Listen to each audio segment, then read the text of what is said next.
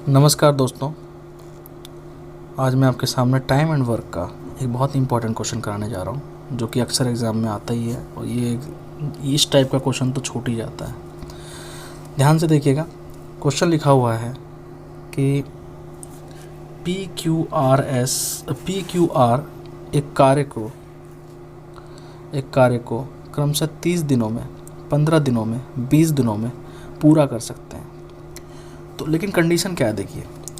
P पहले दिन कार्य करता है, ठीक है, फिर Q दूसरे दिन काम करता है और फिर R तीसरे दिन काम करता है। मतलब से तीनों के तीनों एक दिन एक साथ नहीं करते, ठीक है। और यही क्रम आगे भी जारी रहता है। तो कार्य कितनों दिनों में समाप्त हो जाएगा। अब यहाँ कन्फ्यूज़न है। अगर एक साथ कर रहे होते तो बड़ी आसानी से निकल सकता था, ठीक है। तो हम क्या करते हैं कि इनकी काम करने की कैपेसिटी निकाल लेते हैं कि एक दिन में कितना काम ये कर सकते हैं। PQR जो है एक दिन में कितना काम कर सकते हैं, ठीक है। तो सबसे पहले हम क्या करते हैं कि ये जो 30 दिन है, 30 और उसके बाद आपका 15 दिन है और उसके बाद 20 दिन है, ठीक है। इन सब का LCM ले लेते हैं। तो ये LCM कुल मिलाकर के आता है 60, ठीक है। अब इससे क्या पता चलता है, हम इस 60 को मान लेते हैं टोटल जो वर्क है वो 60 है। तो एक दिन में जो P वाला 30 था, इसका एक दिन में जो वर्क होगा वो हो जाएगा 2। और 15 का जो यूनिट 15 वाला जो 15 दिन में काम करता था Q, उसका जो एफिशिएंसी यानी कैपेसिटी है वर्क करने की, वो हो जाएगा 4, ठीक है। और जो R था उसकी कैपेसिटी हो जाएगी 3, ठीक है।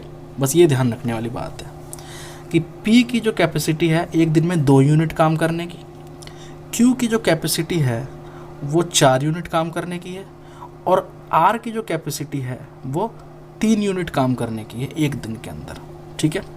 अब देखिए 60 यूनिट काम फिर अब ये कैसे ख़त्म करेंगे, देखते चलिए। बहुत ही आसान है। ये आपका आ गया 2, 4, 3 कैपेसिटी पर ध्यान रखना इनकी। 2, 4 और 3, ये बस कैपेसिटी ध्यान रखना। ये P की कैपेसिटी है 2 और Q की कैपेसिटी 4 है और R की कैपेसिटी 3 है। बस देखिए, पहले दिन जब P काम करेगा तो वो 2 यूनिट काम ख़त्म कर लेगा, ठीक है। टोटल 60 यूनिट काम ख़त्म करने हैं हमें। फिर दूसरे दिन Q काम करेगा तो वो करेगा 4 यूनिट काम ख़त्म कर लेगा। और फिर R काम करने जाएगा तीसरे दिन और वो काम कर लेगा 3 दिन में, ठीक है। तो 3 यूनिट काम ख़त्म कर लेगा तीसरे दिन में। तो टोटल 3 दिन के अंदर मिलाकर के 4, 2, 6 और 3, 9 यूनिट काम ख़त्म हो जाते हैं, ठीक है। इस तरह से 3-3 करके अगर ये काम करें तो कुल मिलाकर के आप देखेंगे कि ये 3 दिन लग रहा है 9 यूनिट काम ख़त्म करने में। तो कुल मिलाकर के अगर हम देखें तो 6 बार में, इस तरह से 6 बार में ये काम ख़त्म कर लेंगे। आपका 9 यूनिट काम ख़त्म करने 3 दिन में, ठीक है। तो 6 बार में इसी तरह से जाएंगे तो ये 54 यूनिट काम ख़त्म कर लेंगे, ठीक है। 54 यूनिट काम ख़त्म कर लेंगे और दिन लग जाएंगे हमारे, क्योंकि 9 यूनिट जो काम ख़त्म हो रहे थे वो ख़त्म हो रहे थे 9 यूनिट 3 दिन में ख़त्म हो रहे थे। तो 6 बार में ऐसे किया हमने, तो कुल मिलाकर के 6 18 दिन लग गए हमारे को। अब जब 18 दिन ऐसे कंप्लीट हो गए ये पेयर, उसके बाद बारी किसकी आएगी। जब ये पूरा का पूरा ख़त्म हो गया था तो इसकी बारी आएगी अब दोबारा से P की। 54 यूनिट काम ख़त्म हो चुका है तो P की बारी आएगी। तो P जो है वो आके 2 यूनिट काम ख़त्म कर देगा। तो 54 और 2 कितने हो जाएंगे, 56। और दिन हो गए हमारे पास 18 के बाद 19 दिन हो गए, ठीक है। अब बारी आएगी Q की।